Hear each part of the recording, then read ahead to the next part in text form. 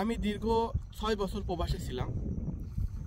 তো প্রবাসে আসলে নতুন যারা যাবেন, যাওয়ার জন্য আগ্রহী এবং যারা নতুন ওখানে গিয়েছেন, শুধু কথাটা তাদের জন্য।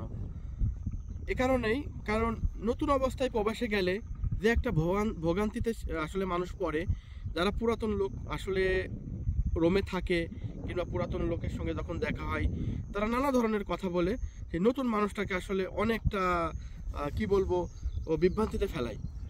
তো আমি এ কারণেই বলতে চাচ্ছি কথাটা, কারণ আমি 6 বছর প্রবাসে ছিলাম সৌদি আরব। 6 বছর প্রবাস জীবন করেছি, আলহামদুলিল্লাহ আমি সফল একজন প্রবাসী। আমার প্রবাস নিয়ে কোনো দুঃখ নাই, আলহামদুলিল্লাহ। আমি যে কোম্পানিতে ছিলাম অনেক ভালো একটা কোম্পানি। আমি কিন্তু কোনো মানুষের মানে পরিচিত কোনো মানুষের হাত দিয়ে যাইনি। আমি একজন দালালের মাধ্যমে গিয়েছিলাম। আমাদের এলাকারই দালাল, সে আমাকে পাঠিয়েছিল 2018 সালে।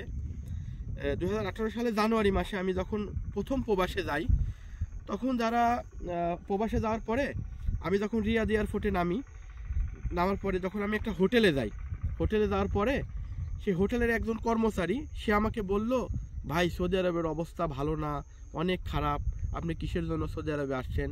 এই কথাটা শোনার পরে বিশ্বাস করেন ভাই, আমার এখানে যতটা আঘাত পাইছি, কারণ আমি যখন যাই তখন প্রায় আমি 3 থেকে 3.5 লক্ষ টাকা ব্যাংক থেকে লোন উঠিয়ে যাই।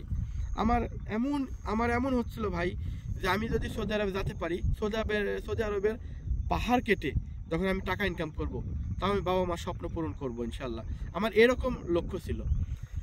কিন্তু বিশ্বাস করেন ভাই, আমি যখন প্রথম সৌদি আরবে যাওয়ার পরে ওই হোটেলে যখন খাইতে যাই, তখন ওই হোটেলে ওই বাঙালি ভাই বলে, ভাই প্রবাসের অবস্থা খুবই খারাপ, কিসের জন্য আপনি আসলেন?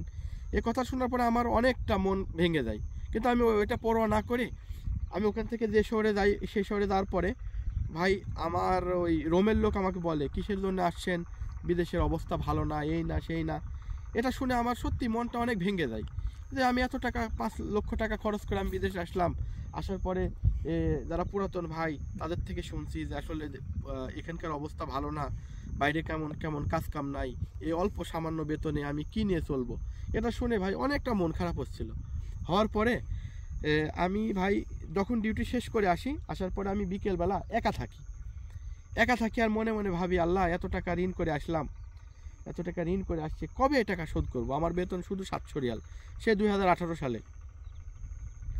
তখন ভাই এক লোকের সঙ্গে আমার পরিচিত হয়, তাকে আমি চিনি না আসলে, বাংলাদেশে তার সঙ্গে কখনো আমার পরিচয় হয়নি। আমি মন খারাপ করে বসেছিলাম। তো ইতিমধ্যে ওই লোক আমাকে কাছে আসার পরে বলে, ভাই কি হয়েছে আপনার? তখন আমি বলি, ভাই আমার কিছুই হয়নি, আলহামদুলিল্লাহ অনেক ভালো আছি। তো আপনি ডিউটি কোথায় করেন? আমি বললাম হসপিটালে ডিউটি করি আমি। তো হসপিটালে ডিউটি করেন, তো এখানে মন খারাপ করে বসে আছেন। সে আমাকে দেখে বুঝতে পারছে আসলে আমার মনটা প্রচণ্ড খারাপ। তাই আমি বললাম, ভাই মন খারাপ, আমার রোমের কিছু পুরাতন লোক তারা বলল যে সৌদি আরব ভালো না, আসলে অবস্থা খুবই খারাপ, কিসের জন্য আসছো? তখন আমার টেনশন হলো, ভাই বাড়িতে অনেক টাকা ঋণ করে আসছি, আমি ঋণটা কি করে শোধ দিব? তো লোক বললো, ভাই দেখেন, মানুষের কথাতে কোনো কাজ দিবে না। এমনও কিছু মানুষ আছে তারা লাখ লাখ টাকা ইনকাম করছে, কিন্তু আপনি নতুন আসছেন, আপনাকে বলবে যে কাম নাই, এই নাই সেই নাই, এরকম বিভ্রান্তিতে ফেলাই। তো ভাই একটা কথা মনে রাখবেন, আপনি যদি 1 কিলোমিটার হাঁটতে পারেন, আপনাকে টার্গেট রাখা লাগবে 2 কিলোমিটার। বিশ্বাস করেন ভাই, ওই সেদিনের ওই লোকের কথাটাই এত পরিমাণে আমার উৎসাহ জাগিয়েছে মনে, আমি তারপর থেকে কারোর কথায় আমি অবজ্ঞা করি না, আমি কারো কথায় কান দিইনি। কারণ আমি মনে করছি আমি এখানে আসি, আমার গায়ে শক্তি আছে, আমি পরিশ্রম করব, টাকা ইনকাম করব, বাবা মার স্বপ্ন পূরণ করব। আমার লক্ষ্য ভাই একটাই ছিল। তো আল্লাহ রহমতে ভাই আমি 1 মাস না যাইতেই কোম্পানির ডিউটি 8 ঘন্টা করতাম, সকাল 6টা থেকে 2টা পর্যন্ত আমার কোম্পানির ডিউটি শেষ করে এসে ভাই বিকেল 4টা থেকে রাত 10টা পর্যন্ত আমি আরেকটা জায়গায় পার্ট টাইম জব করতাম। বিশ্বাস করেন ভাই, জবটা আমাকে দিয়েছিল এক মিশরি এক লোক, আমাকে পার্ট টাইম জবটা দিয়েছিল। সে অত্যন্ত সৎ মানুষ ছিল। তো ওই কাজটা যখন পাই, 900 রিয়ালের কাজ পাই আমি, ভাই ওই কাজটা পেয়ে আমি অনেক খুশি ছিলাম। 3 মাস 4 মাস কাজটা করার পরে আমার ডিউটিটা বাঙালি কিছু ভাই চক্রান্ত করে আমার ডিউটিটা চেঞ্জ করে দিয়ে বিকেলে ডিউটি দিয়ে দেয়। তো ভাই বিকেলে যখন ডিউটি দিয়ে দেয়, তখন আমার ওই কাজটা ছুটে দেয়, আমার প্রচণ্ড মন খারাপ হয়। কারণ আমি আল্লাহর উপর ভরসা রাখি, আল্লাহ একটা অবশ্যই ব্যবস্থা করবে। তো ভাই 3-4 মাস এভাবে কেটে যাওয়ার পরে আমার কোম্পানি 700 রিয়াল, আমি 300-400 রিয়াল খেয়ে নিই, 200-300 রিয়াল আমি কী করে দেশে পাঠাবো? তারপরে ভাই কি বলবো, এক ইন্ডিয়ান ভাই, সে ওখান থেকে একবারে চলে যাবে বাংলাদেশে, ইন্ডিয়াতে চলে যাবে। তো ভাই বলল, ভাই আমার একটা ভালো কাজ আছে, আপনি যদি করেন কাজটা আমি আপনাকে দিতে পারি। আমি বললাম কি কাজ ভাই? তো বললো এটা কফি বানানো হবে, আরবিক গাওয়া, যেটা সৌদিরা খাই।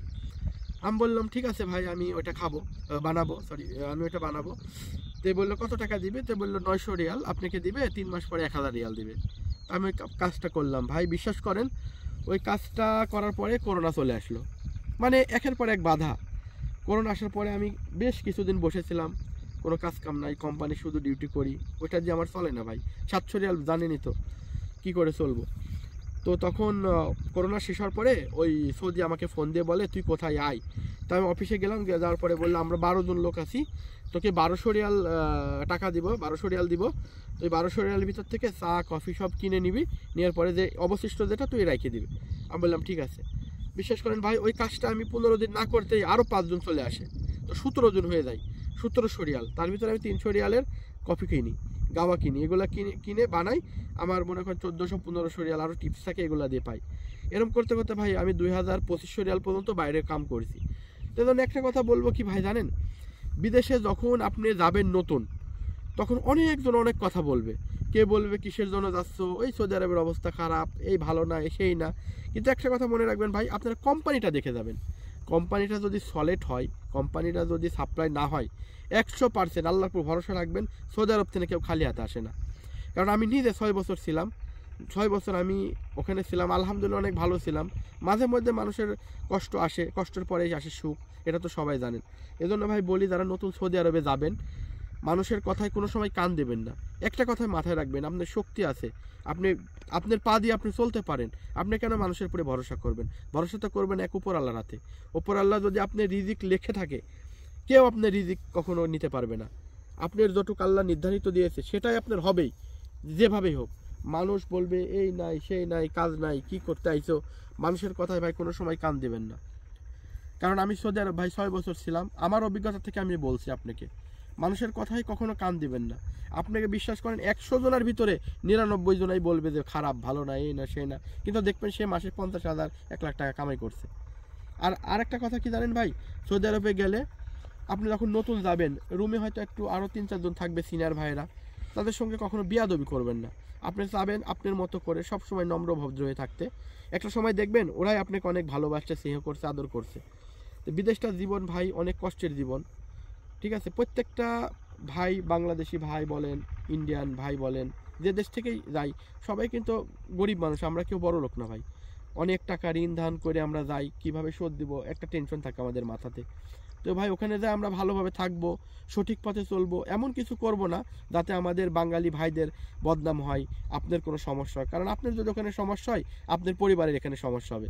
এজন্য এমন কিছু করবেন না যাতে আপনার পরিবারের সমস্যা হয়, আপনার সমস্যা হয়, দেশের বদনাম হয়, এমন কিছু প্রবাসে কেউ করবেন না।